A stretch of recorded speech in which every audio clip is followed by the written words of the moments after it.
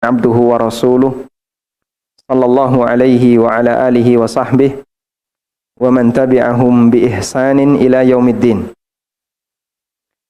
Alhamdulillah, puji syukur kita haturkan kehadirat Allah Azza wa Jalla. Di kesempatan waktu duha ini Allah memudahkan kita untuk belajar bareng di ini masjid apa namanya? Masjid As-Sofia, bukan Ayah Sofia ya, bukan. Di kota Bogor ya. Dan tadi sudah disampaikan bahwasanya ini sebenarnya adalah kajian umum untuk Bapak Ibu, tapi dominan yang hadir ibu-ibu. Karena bapaknya karyawan. Jadi ini jam kerja. Ibunya bosnya kan. Masya Allah. Diaminkan. Masya Allah. Memang yang namanya pengusaha sukses itu usahanya jalan, ownernya kajian. Bukan jalan-jalan ya. Kalau usaha jalan, ownernya jalan-jalan, itu ya penjual cilok, penjual cireng yang keliling gitu kan. Masya Allah, semoga Allah Subhanahu wa Ta'ala melimpahkan rahmat dan keberkahan untuk forum yang kita selenggarakan. Bapak Ibu yang kami hormati, tema kajian kita yang tadi sudah disampaikan dalam muqaddimah, apakah ini takdirku? Itu sebenarnya yang diinginkan bahas apa, Ustaz? Bahas nasib atau bahas apa? Masalah pendapatan keluarga atau utangnya yang banyak yang nggak pernah lunas-lunas, ya? KPR yang masih panjang, leasing yang numpuk. Yang dibahas yang mana ini? Masalah pendapatan. Ya. Sebab kalau bicara takdir kita ini kan banyak ya. Ada yang kaitannya dengan masalah rizki, ada yang kaitannya dengan masalah jodoh, ada yang kaitannya dengan masalah keluarga, dan aneka yang meliputi hidup kita. Baik. Dan insya Allah nanti saya akan berikan beberapa muqaddimah berkaitan dengan masalah iman kepada takdir, yang ini salah satu di antara pilar penting. Sebab bentuk penyimpangan yang terjadi di kalangan kaum muslimin diantaranya adalah dalam masalah takdir. Oleh karena itu kami minta kepada jamaah sekalian, tolong HP-nya digunakan untuk nyatet, bukan digunakan untuk moto ya. Anda pilih mana? Pulang bawa ilmu atau pulang bawa foto Ustadz? Kok dua-duanya buat apa Pak? Yang lebih penting kan pulang membawa ilmu, makanya HP-nya dipakai untuk nyadat. Baik, saya nggak curiga kalau Anda di tengah kajian kemudian utak-utak HP. Saya yakin itu nyadat. Husnudzon saya ya. Kalau ternyata realitanya shopping ya saya nggak tahu. Baik, Bapak Ibu yang dimuliakan Allah Subhanahu wa Ta'ala, pada waktu Nabi Sallallahu Alaihi Wasallam sedang duduk bersama para sahabat, tiba-tiba datang sosok yang sangat cakep dan dia memakai pakaian yang bagus, rambutnya rapi, tidak ada tanda bekas safar pada dirinya. Padahal orang dulu kalau safar itu pasti harus melalui padang pasir yang panjang dan pasti berdebu. Tapi nggak ada tanda safar pada orang ini. Tapi nggak ada satupun sahabat yang kenal.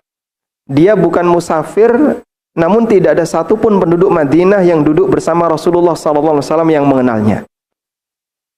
Tiba-tiba begitu datang langsung mepet dengan Rasulullah SAW. Ini kalau bagi orang yang wah mencurigakan ini, jangan-jangan mau menikam Nabi SAW. Tapi beliau biarkan.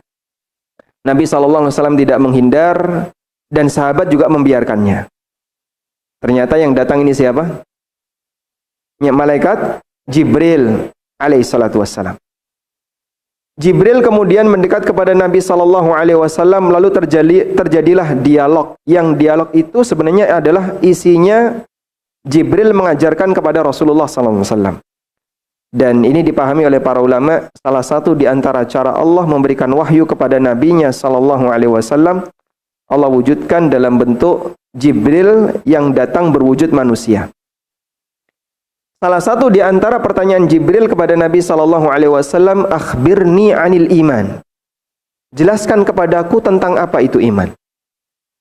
Lalu Nabi SAW menyebutkan al-imanu ada berapa? 6.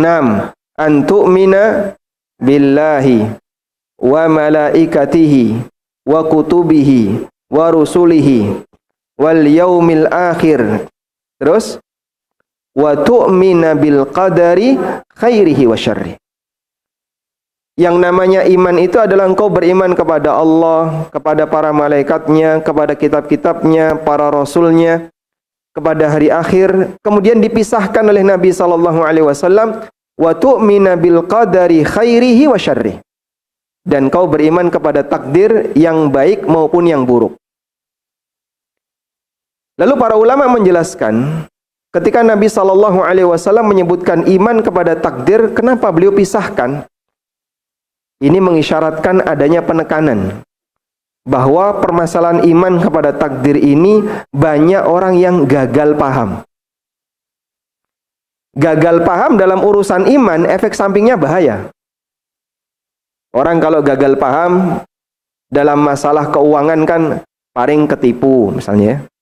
Atau kalau nggak ketipu ya transaksinya transaksi yang merugikan. Itu kerugian duniawi. Tapi kalau orang gagal paham dalam urusan agama, efek sampingnya bisa sampai penyimpangan, kesesatan dalam masalah pemikiran, bahkan waliyadzubillah kekufuran. Dan ternyata apa yang beliau isyaratkan itu terjadi pada umat beliau sallallahu alaihi wasallam. Penyimpangan akidah yang pertama kali terjadi di kalangan kaum muslimin adalah disebabkan karena gagal dalam masalah iman kepada takdir, gagal paham dalam masalah iman kepada takdir. Maka ini menunjukkan arti penting kita untuk belajar tentang masalah takdir yang benar. Sebab kajian masalah takdir ini rebutan banyak sekte, Pak. Sekte Mu'tazilah punya peran di situ, sekte Qadariyah punya peran di situ, ada sekte Jabariyah juga punya peran di situ. Dan bisa jadi ketika orang tidak dibimbing oleh pemahaman yang lurus sesuai dengan pemahaman Ahlussunnah, dia beloknya kadang ke kiri, kadang ke bawah, kadang nggak karuan. Makanya perlu bimbingan dari para ulama Ahlussunnah dalam memahami iman kepada masalah takdir. Jangankan masyarakat Indonesia, sampai kondisi Baghdad, itu kata Imam Ahmad rahimahullah, karena beliau tinggal di Baghdad. Beliau pernah mengatakan, "Lau futishat aqaidu Baghdad, lakana thuluthuhum qadariyah." Andaikan akidahnya masyarakat Baghdad itu dibongkar, mungkin sepertiga dari mereka kecampuran dengan akidah qadariyah. Karena pemahaman yang menyimpang, yang menggurita terjadi di masyarakat, kemudian itu dibiarkan tanpa ada pelurusan dari para tokoh agama, dari para ulamanya. Baik. Inilah yang kemudian mendasari kita perlu untuk belajar tentang masalah iman kepada takdir yang barangkali di sebagian tempat jarang disenggol. Sebab ini bagian yang cukup sensitif, kalau nggak hati-hati bisa nggak gagal paham, dan kalau gagal paham efek sampingnya berbahaya. Nah, saya akan mulai terlebih dahulu dari melihat realita yang ada di tengah umat Muhammad sallallahu alaihi wasallam. Umat Muhammad sallallahu alaihi wasallam mengalami penyimpangan dalam masalah akidah itu karena dua sebab. Ada sekte yang menyimpang karena sebab politik, dan ada sekte yang menyimpang karena sebab pemikiran. Sekte yang menyimpang karena sebab politik yang paling besar itu dua. Dan dua-duanya sudah muncul di zaman sahabat. Zaman sahabat itu kan zaman standar ya. Artinya kondisi umat Islam ketika itu dalam keadaan terbaik, sebab paling dekat dengan masa nubuwah, masa kenabian. Ibaratnya begini, kalau kita menghormati seorang tokoh besar, maka orang yang kita anggap hebat adalah muridnya tokoh ini. Sehingga kelompok masyarakat yang paling hebat setelah nabinya sallallahu alaihi wasallam itu siapa? Siapa? Para sahabat. Anda nggak boleh ragu untuk menjawab ini. Tokoh yang paling sempurna atau kelompok yang paling sempurna pasca nabinya sallallahu alaihi wasallam adalah para sahabat. Kenapa kita perlu menekankan bagian ini? Sebab mereka jadi standar. Standar dalam masalah bagaimana cara beragama ideal. Kita dikasih tugas oleh Allah untuk beragama. Dan dalam melaksanakan tugas itu kan perlu ada standarnya. Apa yang menjadi standar bagi cara beragamanya umat Muhammad SAW? Jawabannya adalah generasi sahabat.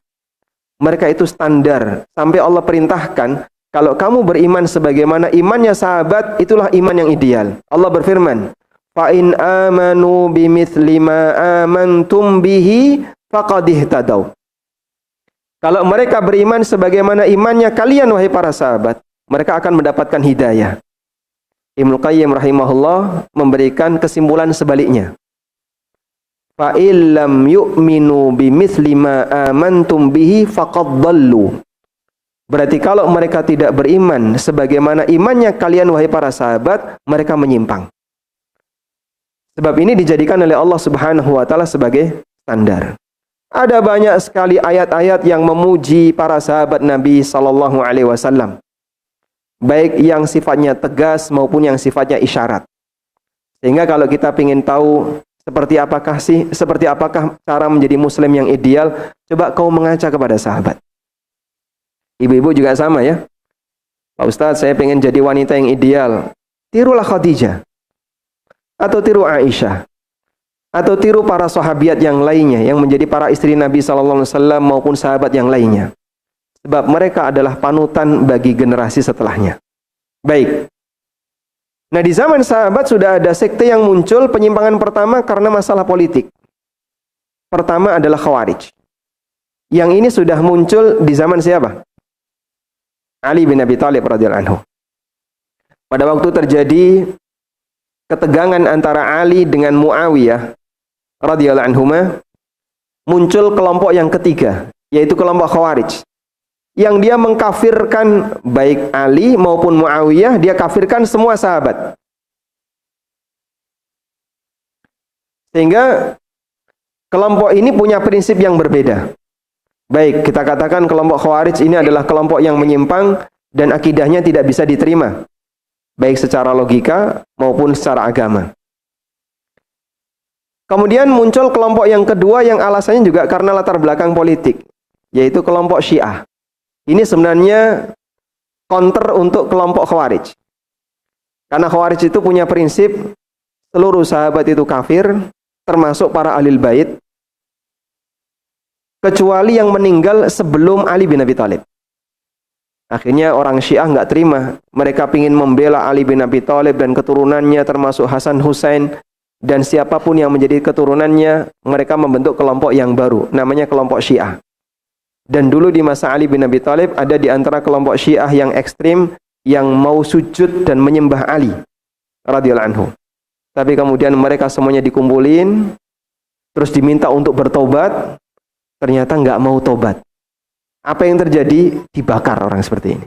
Dihukum oleh Ali bin Abi Thalib dengan cara dibakar. Begitu mereka dibakar, makin yakin kalau Ali itu Tuhan. Karena ada hadis, la yu'adzibu bin nar illa rabbun nar. Tidak boleh menghukum dengan api kecuali Tuhannya api.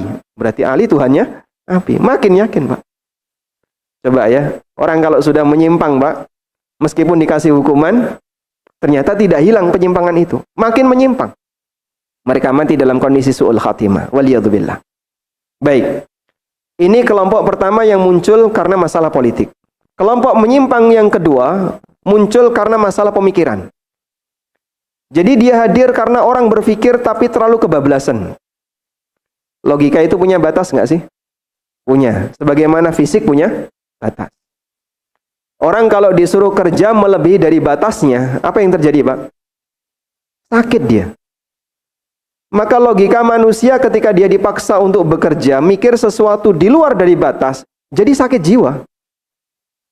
Cuman sakit jiwa di sini arahnya bukan orang yang gila, ada yang arahnya penyimpangan pemikiran.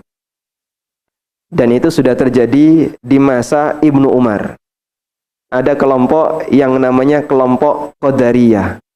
Muncul di masa Ibnu Umar, tokoh pertamanya bernama Ma'bad bin Khalid al-Juhani. Ma'bad bin Khalid al-Juhani. Si Ma'bad ini punya keyakinan seperti yang dulu kita diajari dalam kurikulum ketika SMA. Anda pernah mendapatkan teori evolusi? Pernah ya? Dapat nggak pelajaran itu? Atau dulu waktu pelajaran keluar? Bolos. Kita dapat teori evolusi ya. Nah ini si Ma'bad ini terpengaruh dengan teori evolusi. Nggak tahu mana yang lebih tua antara Darwin dengan Ma'bad. Darwin itu tahun berapa? Lebih tua Ma'bad. Darwin itu SM sebelum Masehi atau setelah Masehi? Setelah ya. Jadi si Ma'bad al-Juhani ini punya keyakinan al-amru unufun. Segala yang terjadi di alam raya ini terjadi dengan sendirinya, tanpa pencipta. Kita dulu kan punya ya, model kayak gitu. Bahwa bumi ini tercipta atau terwujud bukan karena pencipta. Lalu kita dicekoki dengan teori, ada yang nyebut teori Big Bang, ada yang nyebut teori nebula, dan aneka teori-teori yang lainnya tentang asal-usul penciptaan alam semesta. Anda percaya nggak Pak dengan teori itu Pak? Nah, percaya nggak? Kayaknya ragu jawabnya ini. Nah ini karena teori itu kita pelajari di bangku sekolah. Jadi doktrin itu Pak. Padahal doktrin ini sangat bertentangan dengan akidah kita. Cuman jadi kurikulum. Nah waktu jadi kurikulum kan masuk ujian. Otomatis siswa itu menghafal. Boh bener, boh salah, pokoknya dihafal. Yang penting ketika ujian naik kelas. Kita nggak berpikir kalau ternyata ini sebenarnya adalah doktrin yang menyimpang. Padahal kita yakin Allah menciptakan langit dan bumi bukan karena melalui proses seperti ini. Si Ma'bad al-Juhani punya keyakinan seperti itu. Bahwa kejadian alam semesta ini terjadi dengan tiba-tiba. Tanpa ada yang mengatur, tanpa ada yang mengendalikan, termasuk perbuatan manusia, itu semuanya terjadi dengan tiba-tiba. Al-amru unufun. Sampai akhirnya ada orang Irak, karena si Ma'bad ini tinggal di Irak, yang dia datang ke kota Mekah untuk berhaji, dan dia bertekad, semoga nanti ada sahabat yang bisa saya tanyai tentang akidah seperti ini. Lalu dua orang ini ketemu dengan Ibnu Umar radhiyallahu anhuma, digandeng kanan dan kirinya.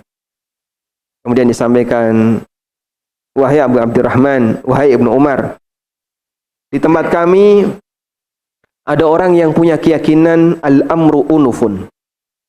Bahwa kejadian itu, apapun yang ada di muka bumi, terjadi dengan sendirinya tanpa pencipta.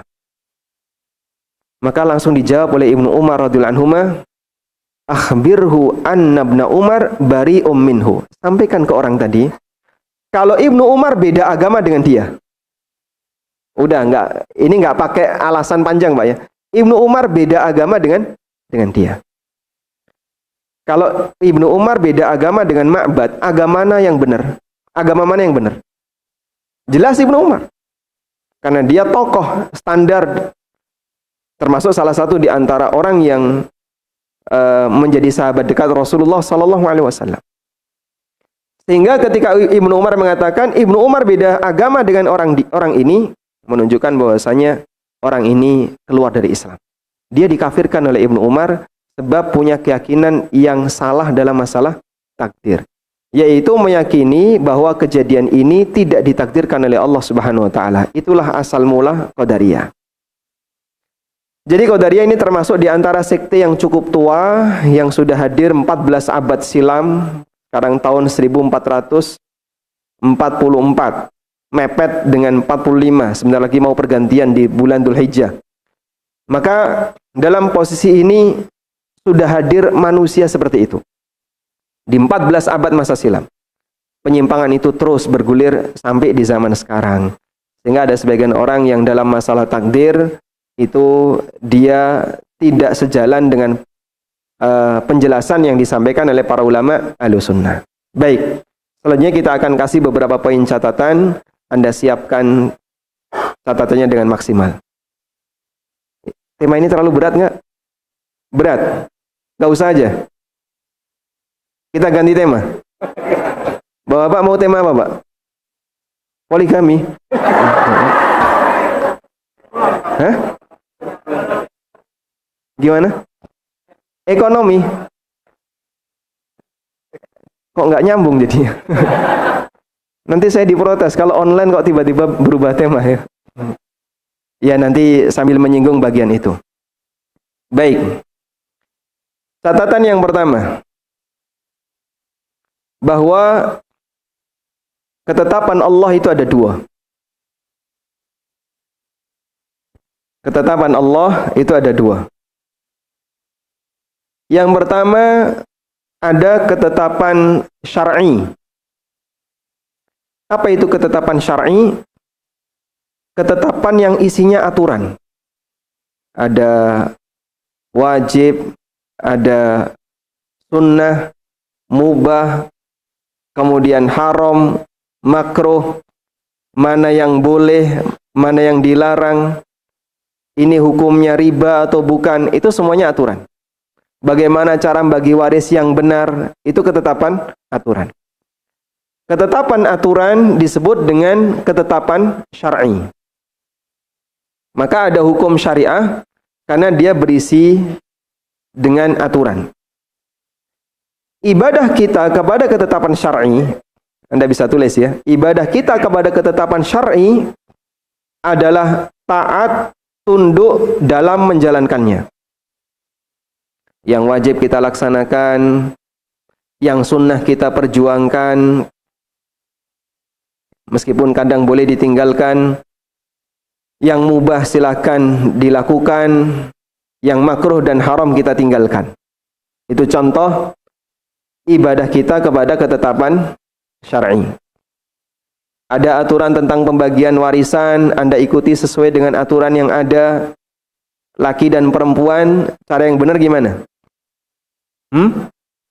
Sak gendong, sak pikulan, ya. Kalau laki-laki itu gendong atau mikul? Mikul. Kalau perempuan, gendong. Gendong itu 2 atau 1? Tapi saya gendongnya depan belakang ya Pak Ustadz. Ora kuat sampean gendong depan belakang. Namanya gendong itu di belakang cuman 1. Model seperti inilah usaha yang dilakukan oleh manusia sebagai bentuk ibadah kepada Allah terkait ketetapan syar'i. Ikuti aturan yang ada. Termasuk juga dalam masalah tata cara ibadah. Gimana cara sholat yang benar, gimana cara puasa yang benar, gimana cara baca Quran yang benar, cara zikir yang benar, semuanya telah diberi panduan oleh Nabi SAW. Agama ini sempurna. Allah naskan kesempurnaan agama ini di mana, Pak? Al-Maidah ayat berapa? Ayat yang ketiga. Al-yawma akmaltu lakum dinakum. Maka ketika agama ini sempurna, Masya Allah, ini anugerah yang besar. Anda tidak perlu cari di tempat yang lain. Pak, saya mau cari, barangkali di Taurat ada tambahan yang bisa kita lakukan. Ngapain kau cari di Taurat? Ajaran agamamu sudah sempurna. Kamu tidak perlu mencari di tempat yang lain. Dan kalau orang masih mau mencari di tempat yang lain, misalnya dia tidak merasa cukup dengan Al-Quran maupun hadis, kemudian dia cari-cari ke tempat yang lain, berarti orang ini tidak qanaah dengan anugerah terbesar yang Allah berikan kepadanya berupa agama. Misalnya begini ya, sebagai seorang istri, sudah dikasih nafkah yang cukup oleh suaminya. Tapi ini istri masih suka minta ke suami orang. Bayangin, Pak, sebagai suami kira-kira gimana, Pak? Dia tersinggung. Masa cuma tersinggung, Pak? Responnya kurang dahsyat deh, Pak. Ini berarti kan tidak qanaah ya. Udah dikasih yang cukup, bahkan bisa jadi lebih, tapi malah nyari yang lain. Padahal kita kan diajarkan qanaah dalam mencari rizki, qanaah dalam urusan masalah harta. Kita diajarkan untuk qanaah. Dan termasuk di antara qanaah yang penting untuk kita ketahui dan kita jadikan prinsip hidup adalah qanaah dalam masalah ajaran syariat. Syariat ini sudah sempurna. Maka jadilah hamba Allah yang qanaah dengan keberadaan syariat yang sempurna ini. Anda nggak perlu cari-cari yang lain, nggak perlu nambah-nambahi. Sebab ini sudah sempurna. Sesuatu kalau ditambahi, padahal dia sudah sempurna, makin indah atau ngerusak? Ngerusak. Kita punya 2 mata, sempurna nggak? Ada yang mau nggak dikasih 1 lagi? Angkat tangan, Pak. Jadinya ketaatan kita kepada syariat, ibadah kita kepada syariat adalah dengan merasa qanaah, apa yang telah Allah berikan itulah yang terbaik. Anda ikuti saja panduan yang diberikan oleh Nabi SAW dan nggak perlu membuat yang baru, apalagi cari di tempat yang lain. Itu prinsip. Yang kedua, ketetapan yang kedua adalah ketetapan takdir. Apa itu ketetapan takdir? Ketetapan takdir adalah segala sesuatu yang terjadi di alam ini. Segala sesuatu yang terjadi di alam ini. Dan bentuk ibadah kita terhadap ketetapan takdir adalah apa, Pak? Kalau syariat tadi kan mengamalkan. Kalau ibadah kita kepada takdir apa bentuk ibadahnya? Ridho. Ya. Anda jangan bilang mengamalkan takdir, karena tidak mungkin takdir itu kita tinggalkan. Bagaimanapun yang namanya manusia hidupnya pasti tidak keluar dari takdir. Dia bergerak, dia berjalan, dia duduk, dia tidur, dia bicara, dia melakukan apapun, semuanya atas takdir Allah. Apapun yang dia alami, semuanya juga dialami karena takdir Allah. Maka dia beraktivitas karena takdir. Maka manusia tidak akan bisa keluar dari takdir. Sehingga ibadah takdir itu bukan bentuknya menjalani takdir, karena semua orang pasti menjalani takdir. Tapi ibadah kepada takdir adalah ridho kepada keputusan Allah Subhanahu wa taala. Sehingga ibadah kepada takdir itu lebih kepada mengatur suasana batin, bagaimana merasa ridho dengan ketetapan yang diberikan oleh Allah taala. Ini enggak mudah. Karena terbukti banyak orang yang gagal. Sehingga ketika dia mendapatkan takdir buruk, misalnya, takdir kan ada yang baik, ada yang buruk dalam kacamata manusia. Terus dia komentar, apa yang salah dari diri saya? Tahajud saya sudah rajin, puasa saya Senin Kemis tak tambahi Daud, Masya Allah. Sudah gitu sedekah saya juga nggak pernah surut, kemudian kajian rutin plus arisan, ya. Dan masih banyak ibadah yang dia buat daftar. Tapi kenapa ya utang kok nggak pernah lunas-lunas? Pak Ustadz, apa yang salah dari saya, Pak Ustadz?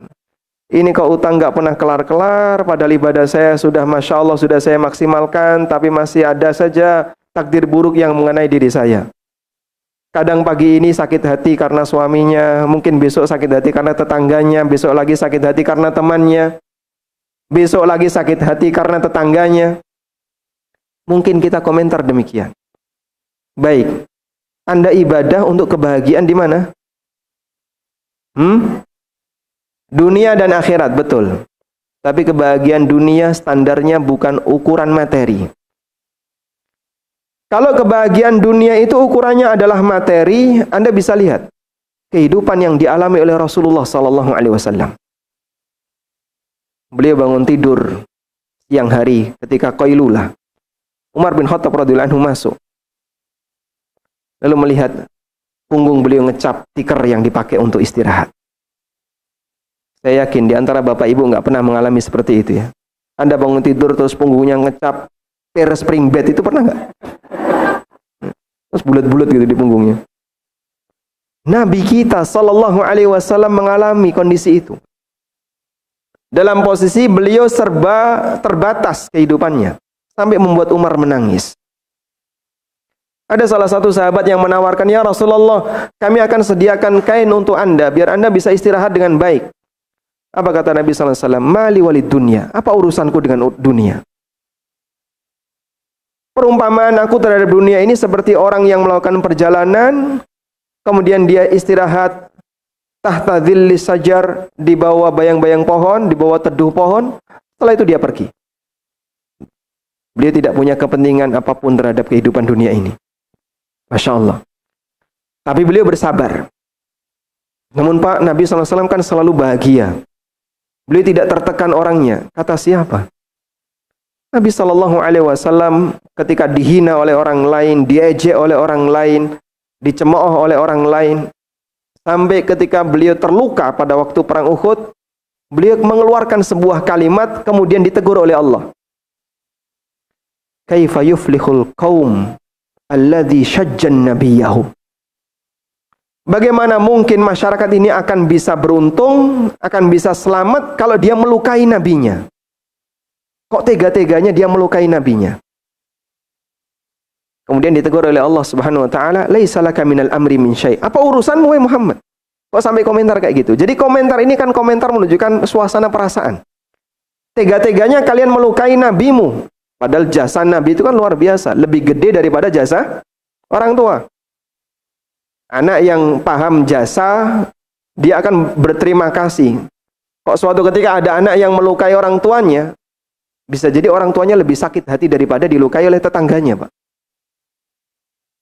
Maka Nabi SAW ketika itu kemudian beliau mengatakan, "Kaifa yuflihul qaumu alladzi syajja nabiyahu." Bagaimana orang bisa selamat kalau dia melukai nabinya? Sallallahu alaihi wasallam. Maka sampai dikatakan dalam Al-Qur'an, "Fala'allaka bakhi'un nafsaka 'ala atharihim illam yu'minu bihadzal hadithi asafa." Fala'allaka bakhi'un nafsaka, mungkin kamu ingin bunuh diri. Dan itu kan Rasulullah SAW naik ke bukit ya.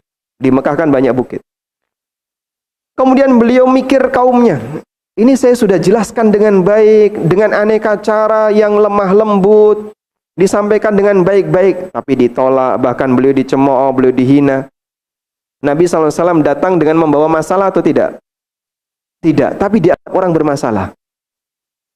Nabi SAW datang dengan membawa syariat yang membawa kebahagiaan, tapi dianggap sebagai pemecah belah umat. Dan itu membuat beliau jadi tertekan, Pak. Sampai beliau naik ke bukit, beliau teriak. Lalu Allah Subhanahu wa taala kasih peringatan ini. Fala'allaka bakhi'un nafsaka 'ala atharihim. Mungkin kamu akan merasa berat melihat kondisi mereka yang tidak mau beriman kepada hadzal hadis, maksudnya adalah Al-Qur'an. Padahal Al-Qur'an itu diturunkan dalam rangka untuk kebaikan. Jadi jamaah, kalau berbicara masalah kondisi lahir batin Rasulullah SAW, mungkin ujian yang beliau alami jauh lebih berat daripada kita. Baik. Demikian pula para istri Rasulullah sallallahu alaihi wasallam. Ada nggak di antara Bapak Ibu yang selama 3 hari berturut-turut dapurnya nggak ngepul? Sering ya? Jajan di luar. GoFood.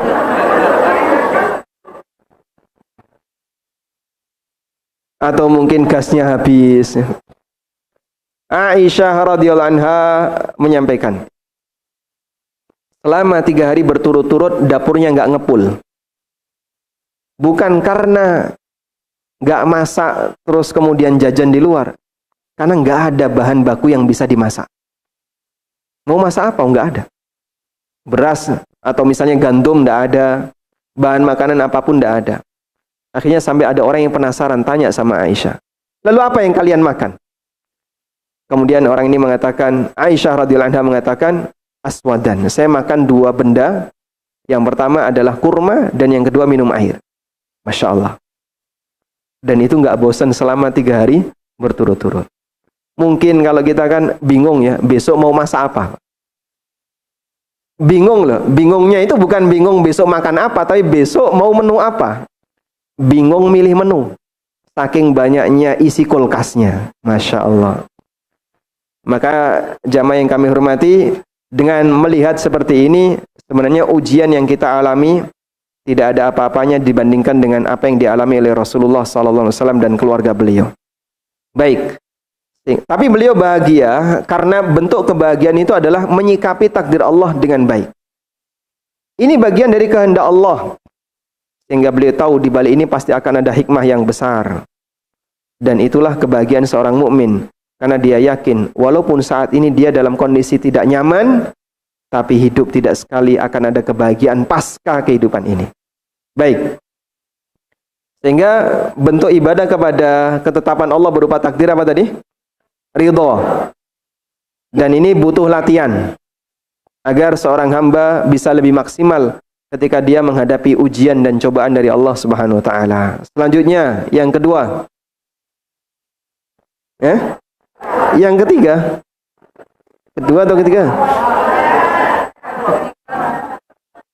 Baik, terserahlah. Mau kedua, mau ketiga nggak apa-apa ya. Nomor nggak penting.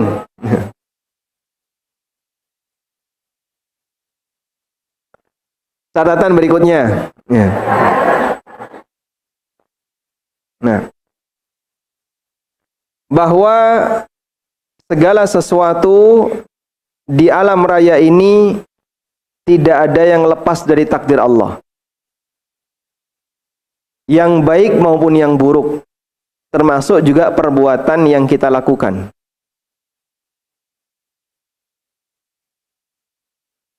Sebab Allah Subhanahu wa taala menyatakan wa kullu syai'in indahu bimiqdar.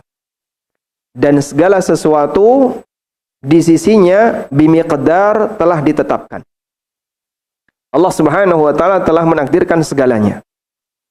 Nah, oleh karena itu baik kondisi yang baik maupun yang buruk semuanya adalah takdir Allah Subhanahu wa taala, termasuk perbuatan manusia. Jadi Anda bergerak itu takdir Allah, Anda bicara itu takdir Allah, dan seterusnya. Allah Subhanahu wa taala berfirman, "Wallahu khalaqakum wa ma ta'malun." Ini ada di mana Pak Ustadz? Ini Masya Allah, di sini kok pas ayatnya ketutup. Nah, kalau tidak salah ini ada di surat As-Saffat ya. Coba saya carikan. Wallahu khalaqakum wa ma ta'malun. Dan Allah yang menciptakan kalian, betul, ada di surat As-Saffat ayat yang ke-9. Ayat 96. Wallahu khalaqakum wa ma ta'malun. Anda tulis saja surat As-Saffat ayat 96. Allah yang menciptakan kalian dan amal perbuatan kalian. Sudah? Baik. Lalu kenapa ada takdir baik dan ada takdir buruk? Katanya semua perbuatan Allah itu baik. Penjelasannya Anda tulis di bawahnya. Dilihat dari perbuatan Allah, semua perbuatan Allah itu baik, tidak ada yang buruk. Tapi dilihat dari objek perbuatan Allah, ada yang baik, ada yang buruk. Kalau perbuatannya semuanya baik, tapi dari kondisi yang ditakdirkan oleh Allah, ada yang baik dan ada yang buruk. Karena itu, keburukan tidak boleh kita nisbahkan kepada Allah. Sehingga yang boleh kita nisbahkan kepada Allah Subhanahu wa taala adalah kebaikan. Salah satu di antara doa yang dibaca oleh Nabi sallallahu alaihi wasallam, beliau akhiri dengan kalimat wal khairu biyadika wasyarru laisa ilaika. Kebaikan itu ada di tanganmu ya Allah, tapi keburukan tidak boleh disandarkan kepadamu. Meskipun yang namanya takdir ada yang terhitung baik dan buruk dilihat dari apa yang ditakdirkan. Manusia ketika melihat ini kurang baik, misalnya ya, sakit atau mengalami kecelakaan. Orang kan memandang ini sesuatu yang nggak baik. Dan itu semuanya takdir Allah. Semuanya ketetapan Allah. Tapi dilihat dari perbuatan Allah tidak ada yang buruk. Sebab di balik semua itu ada hikmah. Dan hikmah Allah ini yang menunjukkan bagaimana Allah melakukan itu dengan dasar ilmu. Yang mungkin manusia tidak mengetahuinya. Baik. Nah, kita perlu pasang akidah semacam ini agar seorang hamba selalu husnudzon kepada Allah. Agar seorang hamba selalu husnudzon kepada Allah. Dengan dia selalu husnudzon kepada Allah Subhanahu wa taala, dia tidak akan berprasangka yang buruk kepada Allah. Sehingga meskipun dia mengalami kondisi yang enggak nyaman, hidupnya mungkin susah, tiap hari punya masalah dengan keluarganya, kalau enggak masalah dengan istrinya, atau istri punya masalah dengan suaminya, atau mungkin masalah dengan anak-anaknya, tapi dia selalu husnudzon kepada Allah. Nah, cara husnudzon itu ada dua.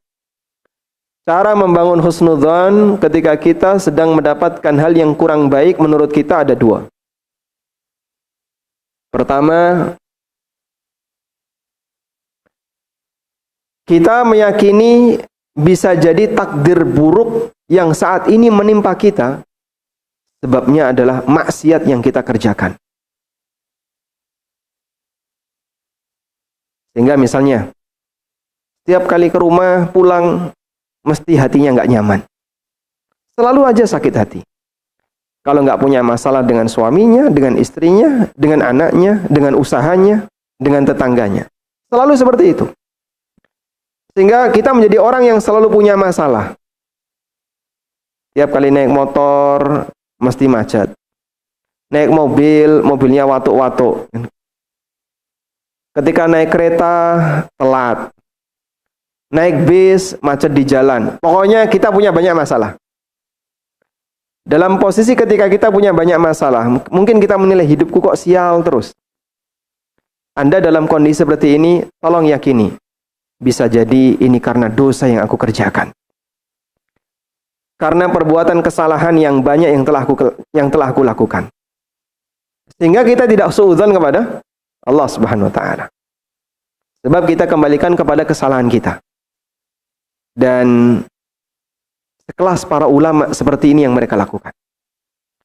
Abu Hanifah rahimahullahu taala, yang beliau ini termasuk di antara imam dalam masalah agama, beliau kalau melihat ada situasi nggak nyaman, istrinya diajak bicara, kok kayaknya nggak nyaman, anaknya kadang nggak nurut, maka beliau kemudian mengatakan, ini pasti karena dosa dan maksiat yang aku kerjakan. Apalagi kita ya, yang dosanya nggak terukur, yang mungkin tiap hari melakukan dosa, besok berdosa lagi, dan seterusnya. Pasang perasaan semacam ini, kalau Anda mengalami situasi yang nggak nyaman, yakini bahwasanya itu disebabkan karena perbuatan dosa yang kita lakukan. Maka kita banyak beristighfar kepada Allah, sehingga kita tidak marah kepada ketetapan Allah, kita tidak marah ketika kita lagi sial, tapi kita menyalahkan diri kita. Wala talumanna illa nafsak. Jangan kau menyalahkan kecuali dirimu sendiri. Sebab kondisi yang buruk ini terjadi karena dosa-dosamu. Nah, di saat yang sama, kita sambil punya anggapan, semoga ini jadi kafarah untuk kesalahan yang kita lakukan. Dan itu akan membuat kita jadi lebih sabar. Udah nggak apa-apa, mungkin ini akan menjadi pengurang dari perbuatan dosa, dari tabungan-tabungan maksiat yang sudah lama menumpuk pada diri saya. Biar itu nggak ke bawah sampai akhirat. Makanya Nabi SAW mengatakan, la yazalul bala'u bil mu'min.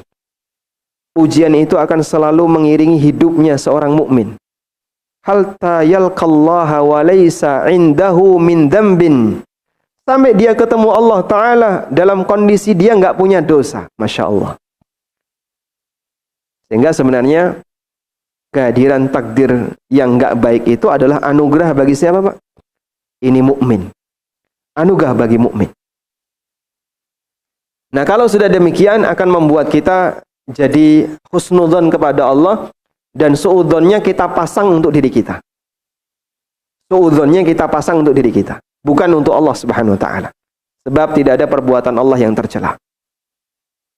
Yang kedua, cara yang kedua, agar kita bisa husnudzon dalam menghadapi takdir yang kurang baik, adalah kita meyakini bahwa keberadaan takdir buruk ini akan semakin meningkatkan derajat seorang mukmin di sisi Allah Subhanahu wa taala dengan kesabaran yang dia punya. Sehingga barangkali ada di antara kita yang modelnya kayak tadi. Pak, kenapa kok hidup saya sial terus, Pak ya? Padahal saya itu sudah rajin tahajud, saya sudah rajin puasa sunnah, saya rajin sedekah, saya sudah berbuat baik kepada sesama, saya sudah maksimalkan hidupnya. Hidup saya ini hidup yang baik.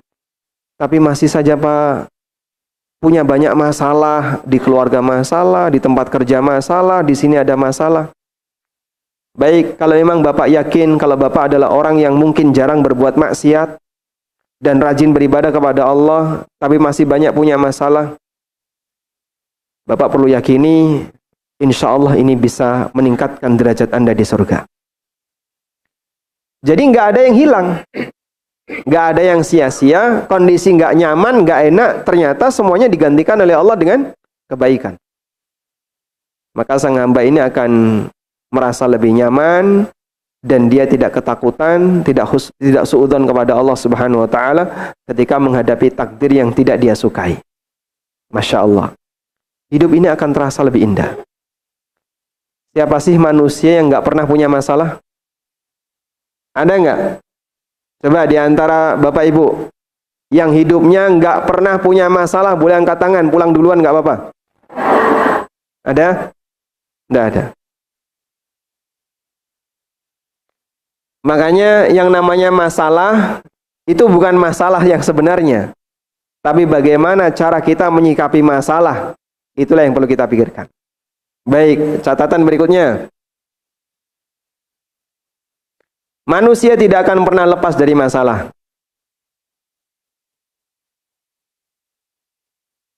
Sehingga yang lebih penting adalah bagaimana agar masalah yang dia hadapi tidak membahayakan keselamatan agamanya. Manusia pasti punya masalah, maka yang lebih penting untuk dia pikirkan adalah bagaimana agar masalah yang dia hadapi tidak membahayakan agamanya.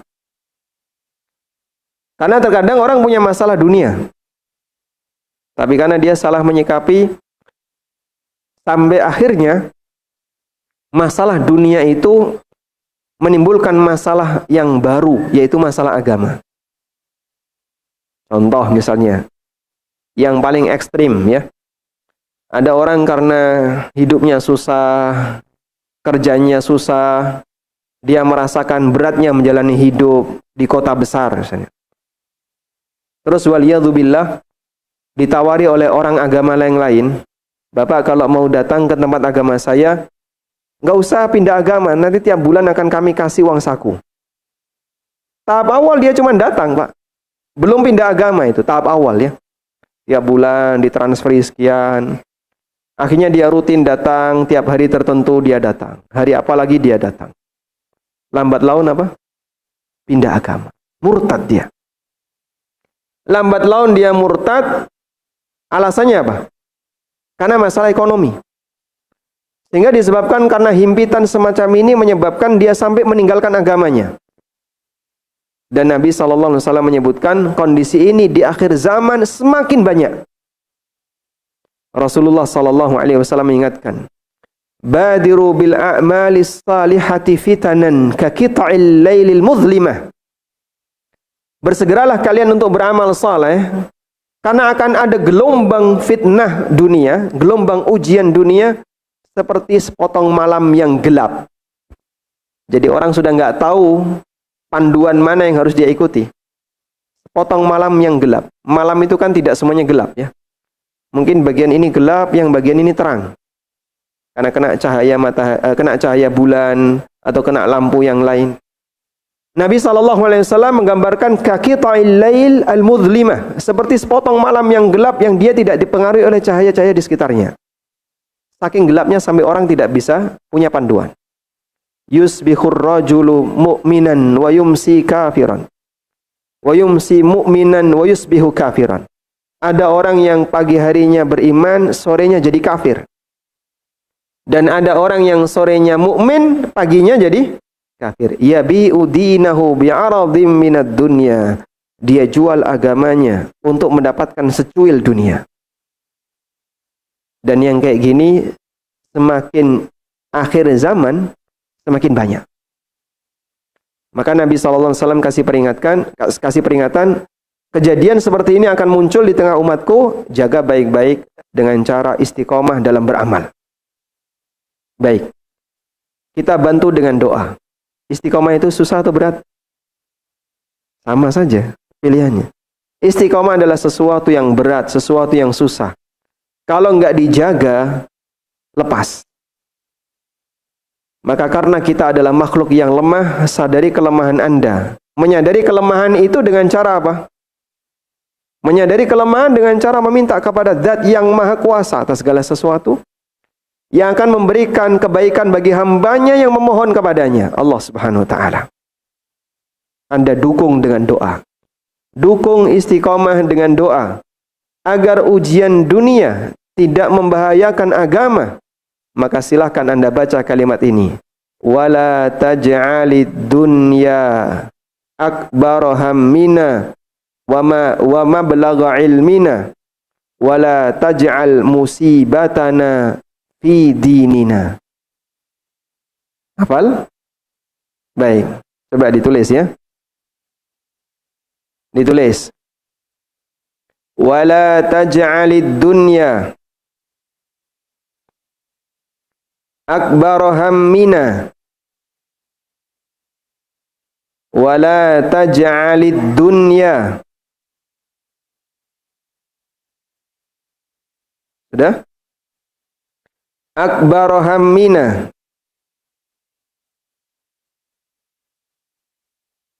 Coba diulang.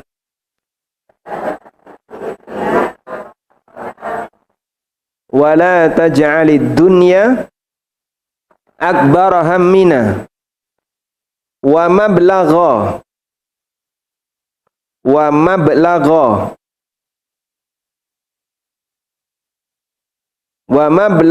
ilmina.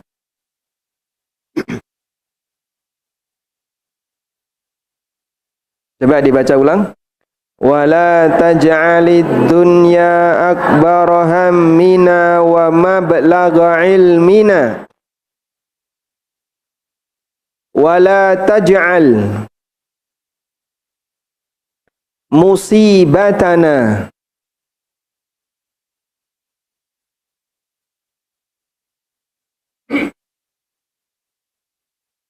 wala taj'al musibatana.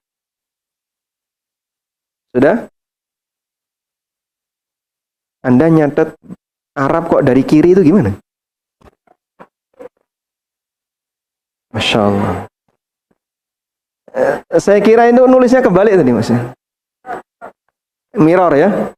Arab kan dari kanan ya. Tapi bapak-bapak, ibu-ibu nulisnya dari kiri. Masya Allah. Ini keajaiban di Bogor ini. Berarti bisa nulis kulhu sungsang. Tahu kulhu sungsang, Pak? Hah? Nggak tahu? Iya, dia nulis kulhu tapi dibalik. Nah itu katanya bisa jadi pelet, Pak. Loh, jimat itu kan kayak gitu ya. Quran itu dibolak-balik, Masya Allah, jadi nggak karuan. Sehingga dengan itu setan mau bantu orang ini. Nah, namanya kulhu sungsang. Jangan ditiru ya. Baik, wala taj'al musibatana fi dinina. Coba diulang, Mbak. Dari depan. Wala taj'alid dunya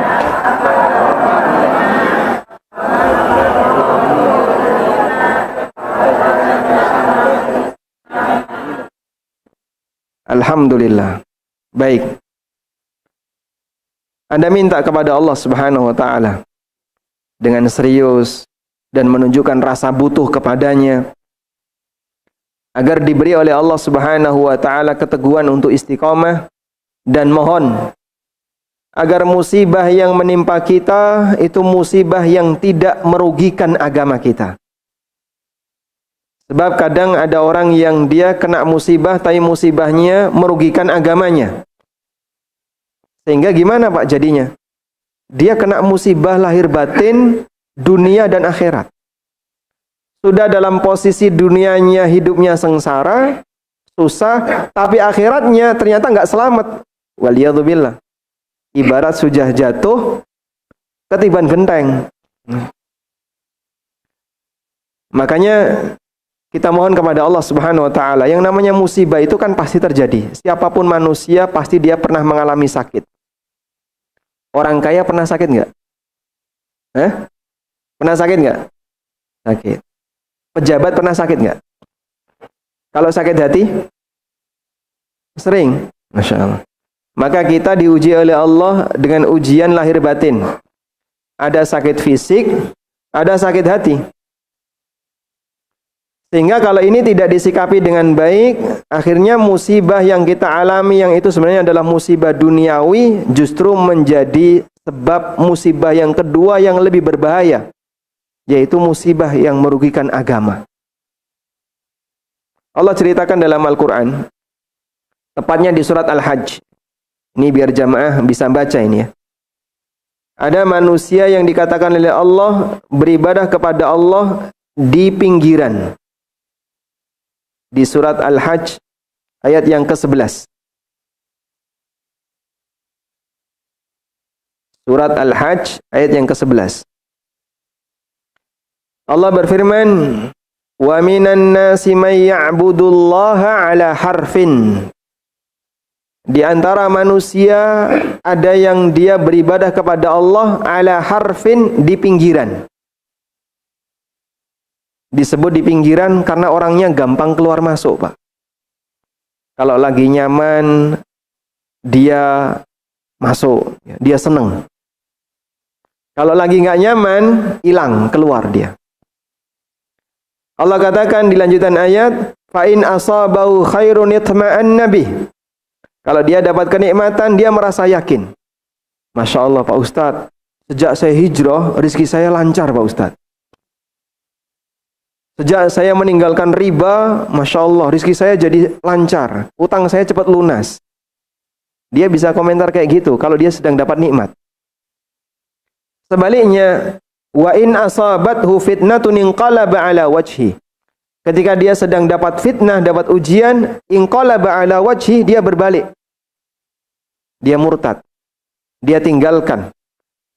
Sehingga gak lagi ngaji. Kemarin kok kayaknya kok rajin kajian. Kenapa? Masya Allah waktu itu rizkinya lagi lancar. Ya. Kemudian anaknya baik-baik. Kadang nyun sewu, bisa jadi ya. Ada ibu-ibu, ketika suaminya meninggal, berubahnya berbalik.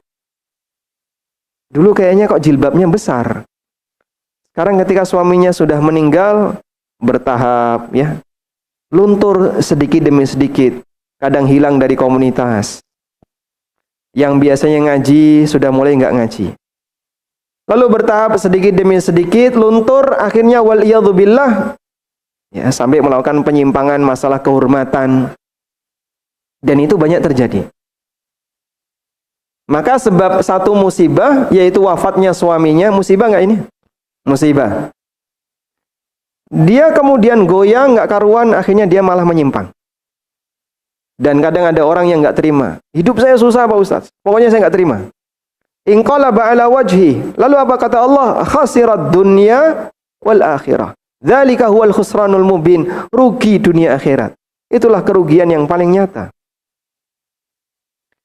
Sehingga dengan keberadaan musibah dunia ternyata menimbulkan musibah yang lebih parah, yaitu musibah yang menimpa agamanya. Ada orang yang misalnya, dulu saya pakai jilbab karena Allah. Lalu saya buka jilbab karena Allah. Mana mungkin buka jilbab karena Allah? Gara-gara ditinggal suaminya. Ada yang nggak gitu? Ini aneh-aneh saja ini. Itulah keajaiban Indonesia. Beritanya macam-macam, Pak. Makanya jangan sampai keberadaan ujian dunia menyebabkan munculnya ujian agama. Kita kalau sholat jenazah itu berapa rakaat? 4 rakaat. Berapa? Sholat jenazah berapa rakaat? 4 takbir. Tidak ada. Kenapa nggak ada rakaatnya? Karena nggak ada ruku. Masya Allah. Ya. Di takbir yang keempat doanya gimana Pak? Allahumma gfir lahu warhamhu wa'afihi wa'fu anhu. Takbir yang keempat, itu takbir yang ketiga kalau itu. Allahumma la tahrimna ajrahu wala taftinna ba'dahu waghfir lana walahu. Apal doa ini? Apal ya? Belum? Enggak pernah sholat jenazah? Atau takut lihat jenazah? Bapak insya Allah hafal semua ya. Allahumma la tahrimna ajrahu wa la taftinna ba'dahu waghfir lana walahu. Baik, saya minta semuanya hafal. Sebelum keluar dari masjid ini hafal semua. Di situ ada kalimat yang sangat bagus dalam doa ini. Dalam riwayat yang lain kalimatnya adalah wala tudillana ba'da.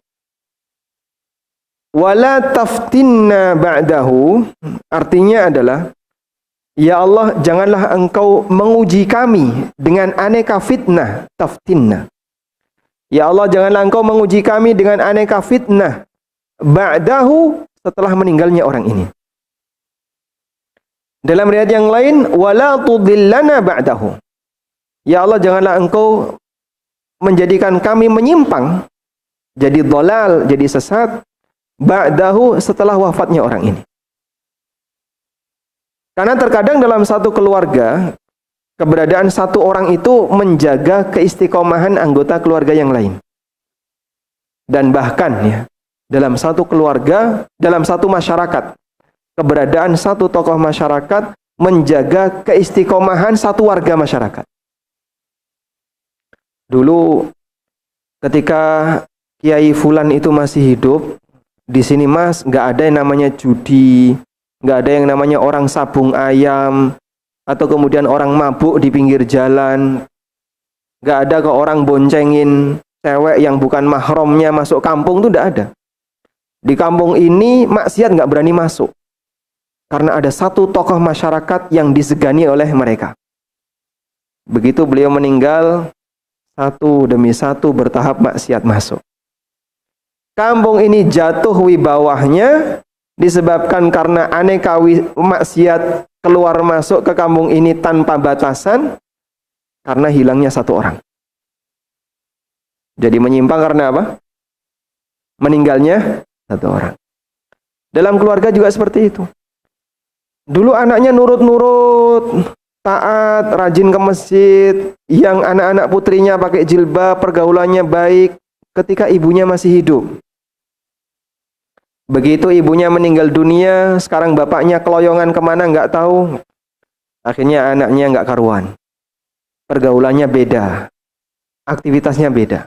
Dan seperti itu banyak terjadi di masyarakat. Termasuk juga ketika suaminya mati, terus istrinya nggak bisa istiqomah, goyang dia. Ketika goyang, bikin masalah keluarga orang lain. Akhirnya jadilah fitnah disebabkan karena meninggalnya satu orang. Maka jamaah, kita minta kepada Allah Subhanahu wa taala, zat yang menjaga batin hamba, yang mengatur seluruh kehidupan kita. Kita mohon kepada Allah, semoga keberadaan ujian yang kita alami tidak menjadi sumber musibah bagi agama kita. Wallahu a'lam. Sampai jam berapa kita? 11. Ini sudah jam setengah 11. Berarti cukup ya? Cukup, insyaallah. Baik. Materinya cukup sampai di sini. Khawatir nanti jamaah ketiduran semuanya karena monoton. Berat nggak materinya ini? Berat? Lumayan. Beratnya berapa? Jadi perlu terkadang sesekali diajak mikir serius ya. Biar kajiannya tidak monoton, isinya cuman guyonan ya. Sehingga sesekali waktu kita buat kajiannya lebih serius. Anda punya banyak catatan, semoga ini bermanfaat. Kalau sekiranya materi yang kita sampaikan ini materi yang benar, itu semuanya datang dari Allah. Dan kalau ini manfaat bagi Anda, silakan Anda tularkan bagi yang lain. Semoga Allah Subhanahu wa taala memberikan pahala bagi kita semuanya. Wassallallahu ala nabiyyina Muhammadin wa ala alihi wa sahbihi wasallam. Baik, Masya Allah, jazakallahu khairan kepada Ustadz Ami yang sudah menyampaikan materi yang begitu luar biasa, banyak sekali catatan mungkin buat kita semua ya. Tapi sebelum ditutup ya, ini ternyata ada hadiah juga, hadiah ya, ada hadiah buat 6 orang. Tapi dengan catatan satu, mungkin dibuka pertanyaan, masih ada waktu? Masih ada waktu, silakan mungkin 3 orang penanya. Dan nanti Ustadz Ami juga boleh bertanya dengan 3 pertanyaan Ustadz. Untuk menguji apakah masuk atau tidak materinya. Atau jangan-jangan berat tadi ya. Nah, tapi Masya Allah luar biasa tadi yang disampaikan buat bekal kita dalam kehidupan. Silakan yang mau bertanya 3 orang. Saya bingung yang mana nih. Silakan dipilih Bu.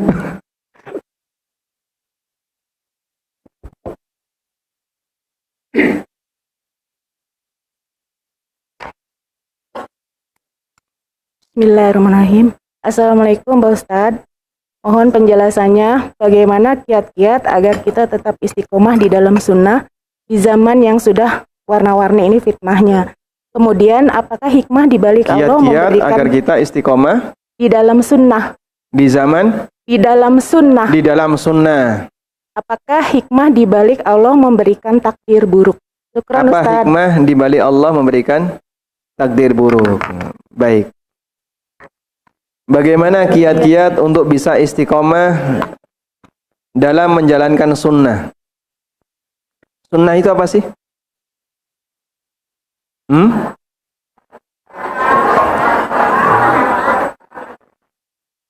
Oh, ini berarti salah pemahaman ini. Saya luruskan dulu. Ya, jadi sunnah itu dalam bahasa yang dipakai oleh para ulama, selain untuk kajian fikih, ya. Dalam bahasa yang dipakai oleh para ulama selain kajian fikih, maknanya adalah ajaran Nabi sallallahu alaihi wasallam. Sehingga para ulama mengatakan as-sunnah yad-din wad-din huwa sunnah. Sunnah itu agama, agama itu sunnah. Sebab seluruh ajaran Nabi sallallahu alaihi wasallam itu sunnah. Sehingga kalau ada ustadz yang bilang kita harus komitmen dengan sunnah, maksudnya adalah komitmen dengan ajaran agama.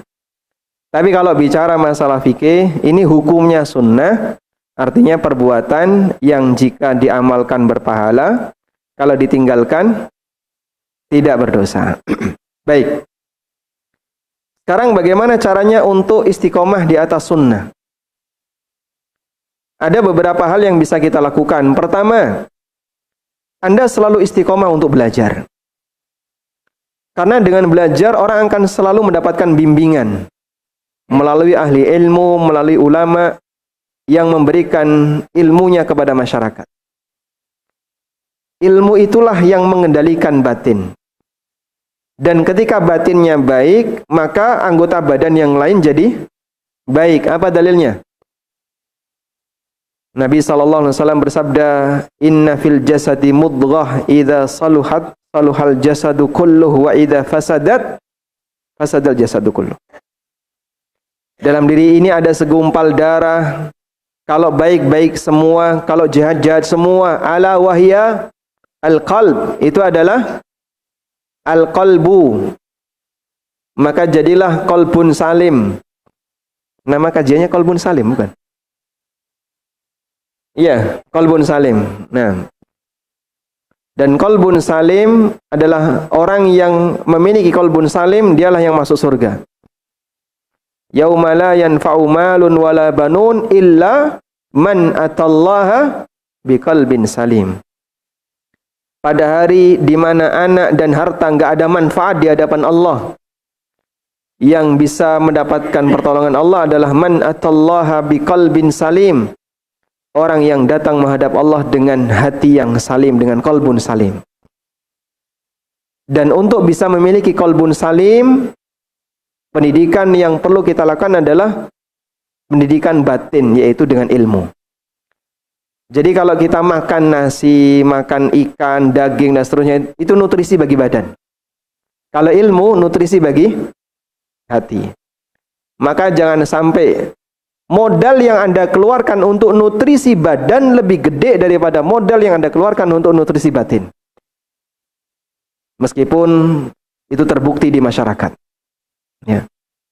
Duit 100.000 kalau masuk mall terasa besar atau kecil? Gak pede itu orang bawa 100.000 masuk mall ya. Bapak-bapak kalau ngajak istrinya masuk mall bawa duit 100.000, gimana Pak perasaannya Pak? Ketakutan tuh. Jangan-jangan nanti minta yang macam-macam Pak Ustaz. Tapi duit 100.000 kalau diminta untuk beli buku, nawar dia. Ini berapa bukunya? 50.000. 25 boleh nggak? Jadi untuk kepentingan buku, untuk kepentingan kegiatan belajar, kita itu pelit. Tapi giliran untuk kepentingan perut, kita kejar kemana-mana. Makanya heran kalau saya sampai ada orang itu. Ada orang yang keluar kota ngapain? Kuliner. Kamu pernah nggak keluar kota untuk nyari ilmu? Pernah Pak Ustadz, Alhamdulillah kalau masih pernah. Tapi rata-rata yang jadi budaya keluar kota untuk ngejar kuliner. Ini salah satu di antara bukti perjuangan orang terhadap nutrisi badan lebih dominan dibandingkan nutrisi batin. Selanjutnya, setelah kita berusaha untuk belajar, jadi belajar itu kan bukan sebatas yang penting datang ke kajian, terus dengerin, kemudian ketawa-ketawa, pulang, komentar, ustadznya lucu. Ini berarti kesimpulan yang dia dapatkan cuma satu. Hasil kajian apa? Ustadznya lucu. Ilmunya ndak ada jadinya. Kosong. Anda datang bukan untuk nonton dagelan, Anda datang bukan untuk nonton komedi, tapi kita datang dalam rangka apa? Cari ilmu, belajar.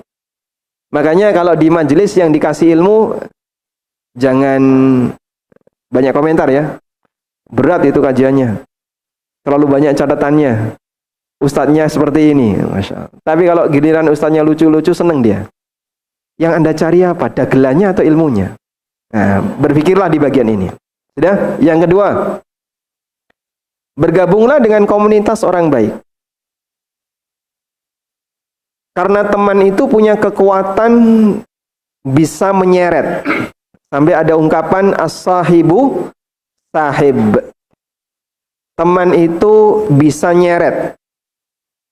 Sebagaimana teman bisa nyeret orang menuju neraka, teman juga bisa narik orang menuju surga.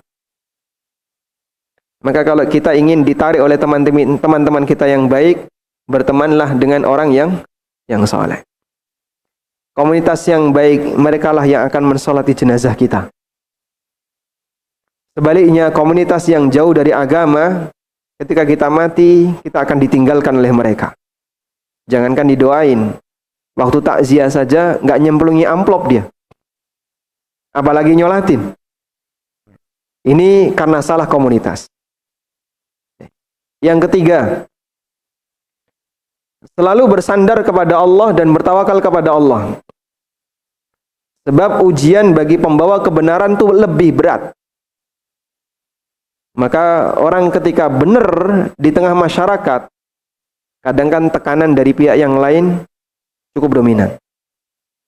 Digerenengi, dirasani, digunjing, diomongin orang, dan aneka ungkapan yang lain. Mungkin Anda ketika pulang kajian, nyelekit, ada ucapan nyelekit, sakit hati dibawa pulang. Ini kalau kemudian dipikir terus, nanti jadi numpuk, malah stres. Tapi ketika Anda berusaha untuk tawakal kepada Allah, bergantung kepada Allah, saya tahu, ujian para nabi lebih berat daripada saya. Pada saat mereka mendakwahkan kebenaran, mereka mendapatkan ujian yang lebih berat daripada saya. Sehingga membuat kita jadi lebih tenang. Karena kita yakin, di balik semua ini akan ada pahala yang besar. Ya. Mohon maaf ya, jilbab sekarang kan mungkin sudah sangat semarak. Dulu orang pakai jilbab gede, itu Masya Allah, dikomentari di mana-mana. Taplak jalan. Itu kok pakai taplak, kenapa? Subhanallah. Sampai ada orang yang berkomentar kayak gini. Ini jangan-jangan ditipu sama ustadznya. Kok mau-maunya ini panas-panas, pakai jilbab besar, apa enggak sumuk gitu ya? Apa enggak kepanasan? Jangan-jangan dia ditipu oleh ustadznya.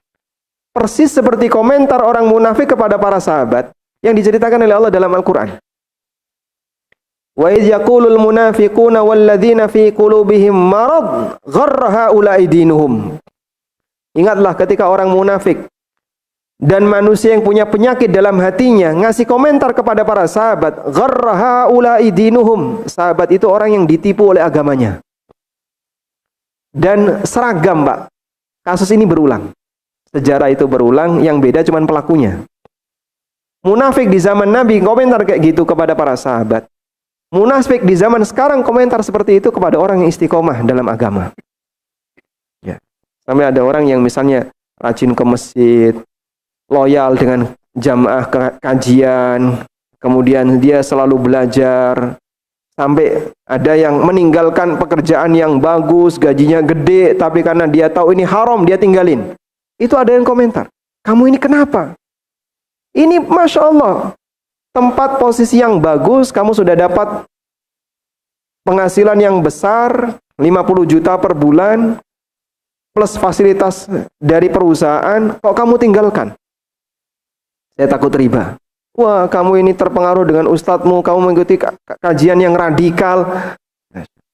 Jangan-jangan kamu ditipu sama ustadzmu. Sama komentar orang munafik dulu dengan orang munafik sekarang. Gharra haula'i dinuhum, orang ini ditipu oleh agamanya. Bersyukurlah ketika menjadi seperti ini. Semoga Anda masuk dalam rombongannya sahabat. Tapi syaratnya apa tadi? Sabar ya. Sabar di akhir zaman. Wallahu a'lam. Nah. Ya, silakan.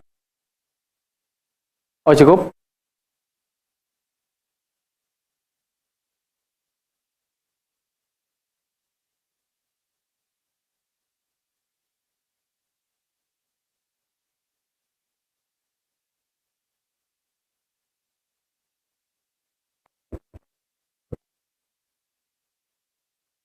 Waalaikumsalam warahmatullahi wabarakatuh. Kalau ada takdir yang tidak baik kita alami atau yang dialami oleh masyarakat, kapan itu dianggap sebagai azab dan kapan dianggap sebagai ujian? Bedanya apa antara azab dan ujian? Apa bedanya? Kalau azab latar belakangnya perbuatan dosa. Kalau ujian meningkatkan derajat. Baik. Terus ujian ini atau musibah ini statusnya yang mana? Azab ataukah ujian? Jawabannya bisa dua-duanya. Sehingga ketika Allah turunkan musibah, misalnya musibah bagi masyarakat desa A. Ada tanah longsor, ada banjir, ada angin ribut, dan aneka ujian yang lain. Itu berfungsi ganda. Bagi orang saleh, musibah ini adalah ujian bagi mereka. Yang akan menjadi kafaroh plus nanti bisa meningkatkan derajatnya di surga. Sementara bagi orang jahat yang tinggal di tempat itu, ini adalah azab bagi mereka. Allah menghukum perbuatan dosa yang mereka lakukan dengan keberadaan musibah seperti ini. Maka satu peristiwa, satu fenomena musibah bisa berfungsi ganda, tergantung posisi manusia yang menghadapinya. Kalau kemudian menimpa pada diri kita, Pak, apakah itu azab ataukah itu ujian? Dua-duanya Anda tidak rugi. Kalaupun itu azab, berarti disegerakan oleh Allah sehingga dosa yang kita lakukan tidak tersimpan sampai akhirat. Walhamdulillah. Anda punya kesempatan untuk diampuni oleh Allah dengan keberadaan ujian yang saat ini Anda alami. Kalaupun itu ujian, semoga ini bisa meningkatkan pahala yang kita miliki dan bisa meningkatkan derajat kita ketika di surga. Maka bisa berfungsi ganda. Dan kita tidak perlu untuk meneliti ya. Saya akan lakukan eksperimen untuk mencari tahu apakah ini azab ataukah ujian. Udah sikapi dua-duanya, bisa menjadi azab dan juga sekaligus bisa menjadi ujian. Wallahu a'lam.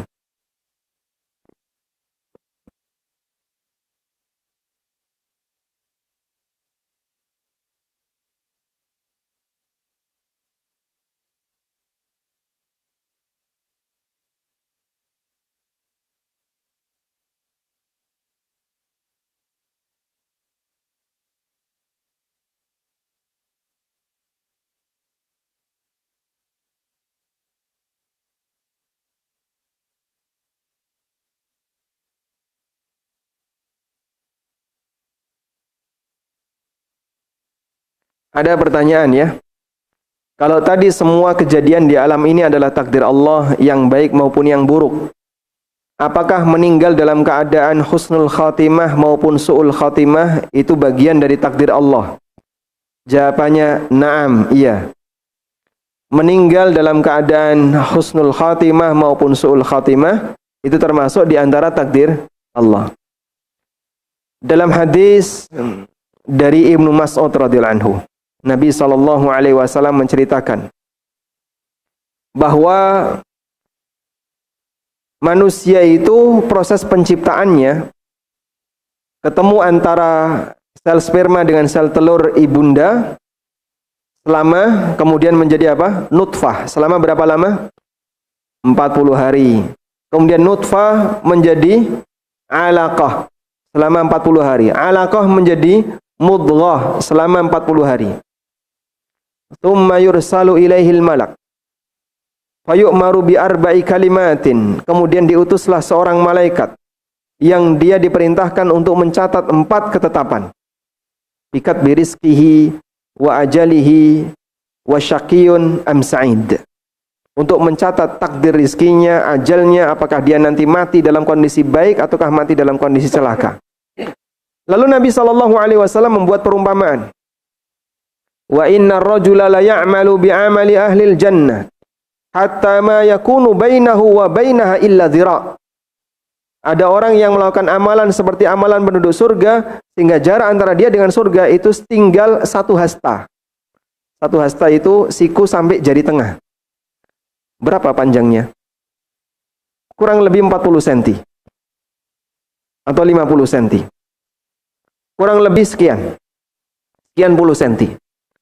Dekat banget Pak dia dengan surga. Ulama mengatakan yang dimaksud jarak dia dengan surga tinggal sekian senti, maksudnya adalah jarak dia dengan kematian sudah dekat. Sebab pemisah antara manusia dengan surga itu cuma kematian. Begitu mati, dia masuk surga atau masuk neraka. Sehingga digambarkan oleh Nabi SAW, hatta ma yakunu bainahu wa bainaha illa dhira'. Jarak antara dia dengan surga kurang lebih 1 hasta. Fayasbiku alaihil kitab faya'malu bi'amali ahlin nar. Tapi catatan takdir telah mendahulinya, lalu dia melakukan amalan penduduk neraka. Fayadkhuluha, kemudian dia masuk neraka. Ini orang sampai mendekati kematian, isinya amal penduduk surga. Begitu tinggal 1 hasta kematiannya, dia berbalik arah melakukan amalan penduduk neraka. Lalu dia masuk neraka. Mengakhiri hidupnya dengan apa? Amalan penduduk neraka. Su'ul khatimah, waliyadzubillah. Dan ketika hidup di dunia ini, penentunya itu di bagian akhir. Akhir yang baik, Anda dianggap sebagai orang yang baik. Bagian awal tidak diperhitungkan. Maka Nabi SAW mengatakan, innamal a'malu bil khawatim. Yang namanya amal itu dilihat dari ujungnya. Kita semua punya masa silam. Yang mungkin masa silam kita berwarna-warni ya. Ada yang mungkin masa silamnya sangat kelam, gelap gulita, ada yang agak abu-abu, ada yang kecampuran dengan aneka maksiat, berwarna-warni. Tapi kita tidak bicara masa silam. Kita bicara saat ini yang sedang kita hadapi dan bagaimana ujung akhir dari kehidupan kita. Maka perjuangan kita untuk menjadi hamba Allah yang baik sampai kapan? Sampai kapan? Pensiun. Sampai mati. Wa'bud rabbaka hatta ya'tiyakal yaqin. Beribadalah kepada Rabbmu sampai datang kepadamu kematian. Terus bagaimana upaya yang bisa kita lakukan agar kita bisa menjadi orang yang husnul khatimah, dapat ujung yang baik? Perjuangan untuk menuju husnul khatimah, kata kuncinya 1. Lahir batin sama. Lahir batin sama. Anda sebagai orang soleh di permukaan, maka lakukan hal yang sama ketika Anda sendirian. Sebab para ulama menjelaskan kenapa orang yang beramal penduduk surga ini kemudian di akhir hayatnya dia menyimpang.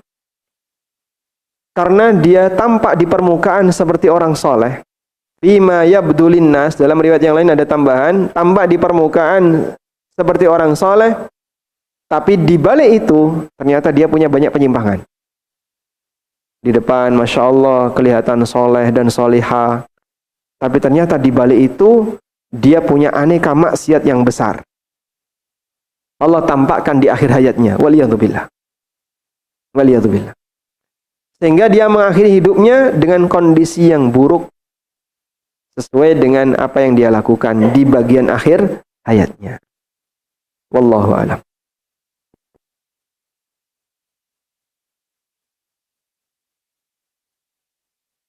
Bapak, silahkan Bapak. Yang mana? Oh, yang ini dulu. Yang depan ya.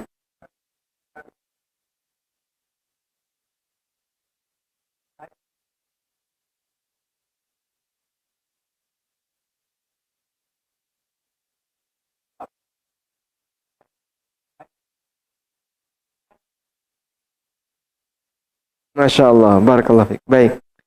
Takdir baik dan buruk semuanya adalah perbuatan Allah. Lalu bagaimana dengan kondisi kita? Kita diperintahkan untuk mencari yang terbaik. Artinya begini, takdir itu tidak bisa kita jadikan sebagai alasan untuk berbuat jahat atau berbuat maksiat. Kenapa kamu berbuat maksiat? Ini kan sudah ditakdirkan. Dia dihukum juga sudah ditakdirkan. Sehingga ketika kita paham bahwasanya takdir baik dan buruk itu semuanya perbuatan Allah, ini memberikan kita pelajaran. Kalau kamu ingin mendapatkan kebaikan, banyaklah meminta kepada Allah. Baik kebaikan dalam urusan dunia maupun kebahagiaan dalam urusan akhirat. Kita bisa dapat hidayah karena apa, Pak? Allah yang ngasih. Allah memberikan hidayah kepada siapa saja yang Dia kehendaki. Kita bisa beramal soleh karena apa? Allah yang memberikan pertolongan kepada hambanya. Maka saat kita beribadah kepada Allah dan kita berbuat taat kepadanya, pahami, ini semuanya murni karena Allah memberikan kebaikan kepadamu. Sehingga pelajaran takdir seperti ini memberikan kita semangat untuk banyak bergantung kepada Allah, baik dalam urusan dunia maupun dalam urusan akhirat. Nah, sebatas bergantung harus diiringi dengan apa? Dengan apa? Ikhtiar. Jangan cuman berdoa, tapi perbuatan sehari-harinya ternyata tidak sejalan dengan doanya. Misalnya, ya Allah, jadikanlah aku orang yang hafid Quran. Jadikanlah aku orang yang bisa menghafalkan Quran. Tapi nggak pernah belajar Quran. Bapak, ini gimana? Pengen jadi hafid Quran, tapi usahanya tidak sejalan dengan apa yang dia minta. Ini hanya bisa berangan-angan. Maka buktikan kebaikan yang kita kehendaki itu dengan apa? Berikhtiar. Sehingga dua ini pasangan. Dalam posisi ketika kita bergantung kepada Allah, kita iringi dengan banyak berdoa. Dalam posisi ketika kita ingin mendapatkan sesuatu yang kita yakin kita punya kemampuan, kita dukung dengan ikhtiar. Wallahu a'lam. Gimana? Dua pertanyaan. Baik, pertanyaan yang pertama. Hadiahnya yang mana ini? Bebas ya? Bebas. Tentang takdir ya. Pertanyaan yang pertama. Coba baca doa tadi. Allah. Nah, wala. Baca doa yang mana? Wala taj'alid dunya akbar hammina. Baca. Sebentar dulu, ditunjuk oleh panitia dulu. Siapa yang mau baca? Angkat tangan dulu. Ya.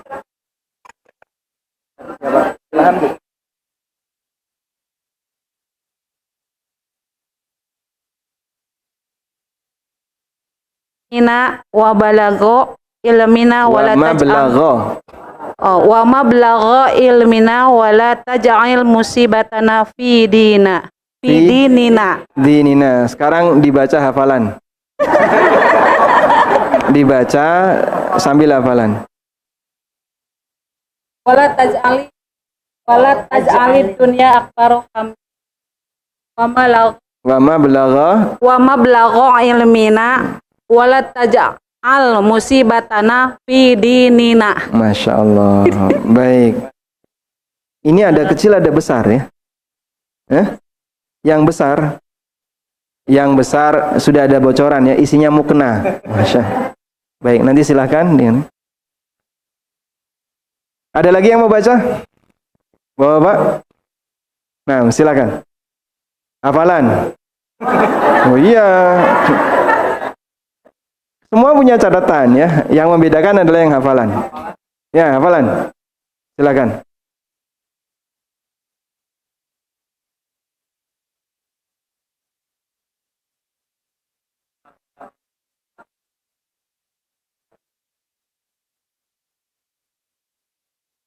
Insyaallah, barakallahu fiik. Tak kasih buku Mas ya. Bukan saya yang ngasih ya, panitia yang ngasih. Nah, ini ada buku isinya. Baik. Selanjutnya. Yakfi, cukup. Oh gitu, hadiahnya untuk yang bertanya ada 4 ya. Alhamdulillah. Udah selesai berarti Ustaz? Alhamdulillah. Nah, nanti dapat hadiah ya.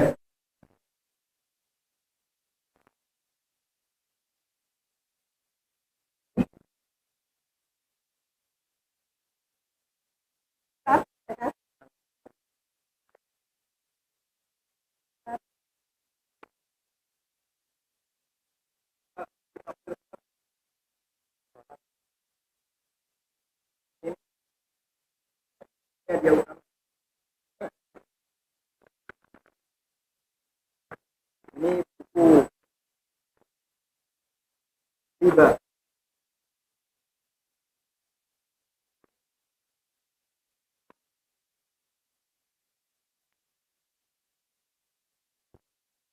Baik, alhamdulillahirabbil alamin. Tadi kita sudah menyimak kajian Ustadz Ami. Mudah-mudahan ini bisa diamalkan dalam kehidupan kita sehari-hari. Dan mudah-mudahan juga kita doakan beliau, semoga Allah berkahi usia beliau, senantiasa menebar manfaat buat umat, dan juga kita yang mendengarkan bisa mengamalkan ilmu-ilmu yang disampaikan oleh beliau. Kurang lebihnya mohon maaf, mari kita sama-sama sempurnakan dengan membaca doa. Kita sama-sama berdoa kepada Allah Subhanahu wa taala agar Allah senantiasa mudahkan urusan kita, senantiasa Allah mudahkan langkah kaki kita ke majelis ilmu, dan senantiasa semua pintu-pintu keberkahan dibukakan kepada kita semua. Amin ya rabbal alamin. Allahumma salli wa sallim wa barik ala nabiyyina Muhammadin wa ala alihi wa sahbihi ajma'in. Hamdan yuwafi ni'amahu wa yukafi mazidah. Ya rabbana lakal hamdu kama yanbaghi li jalali wajhikal karimi wa 'azimi sultanik. Allahumma aghnina bil ilmi wa zayyina bil hilmi wa akrimna bit taqwa wa jammilna bil afiyah. Allahumma inna nas'aluka ilman nafi'an wa rizqan tayyiban wa amalan salihan mutaqabbala. Rabbana hab lana min azwajina wa dhurriyyatina qurrata a'yunin waj'alna lil muttaqina imama. Rabbana zalamna anfusana wa illam taghfir lana wa tarhamna lanakunanna minal khasirin. Rabbana atina fid dunya hasanah wa fil akhirati hasanatan wa qina adzaban nar. Subhana rabbika rabbil izzati amma yasifun wa salamun alal mursalin walhamdulillahi rabbil alamin. Kita sempurnakan dengan doa kafaratul majlis. Subhanakallahumma bihamdika asyhadu an la ilaha illa anta astaghfiruka wa atubu ilaik.